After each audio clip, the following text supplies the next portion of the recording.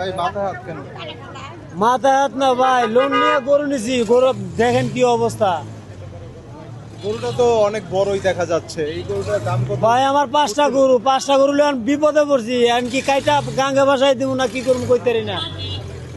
1.95 দিয়ে গরু কেনা 6 মাস আগে, তা আমার খরচ গেছে কত। অন বলে 1.20, আমি কি করে খামু? 72 ঘন্টা ময়েশ্চার লক সমৃদ্ধ লিলি বডি ওয়াশ শিয়া বাটারের গুডনেস স্কিন রিপেয়ার করে রাখে সফট ও গ্লোয়িং। আমি দুই বলছি, তাও বলে না, কব বেশি হয়ে যায়। আর কেমনে বেশি হয় আমি তো বুঝি না কিছু। আমি তো ইন্ডিয়ান গরু ঢুকে তো আমাকে সর্বনাশ করে দিল। পানির পথে গরু ঢুকে তো আমাকে সর্বনাশ করছে। ইন্ডিয়ান গরু ঢুকছে আরো 1 সপ্তাহ আগে ওইখানে ঢুকতে আছে। আজকে মনে হয় টেরা খাইছে 100 উপরে, সব ইন্ডিয়ান গরু। হাজারিবাগ বইরা গেছে গা। মানে কালকেও মোটামুটি ছিল চলার মতো, কিছু বলছে। মানে আমাদের তো যে অবস্থা, আমার 5টা গরু লোন নিয়ে করছি।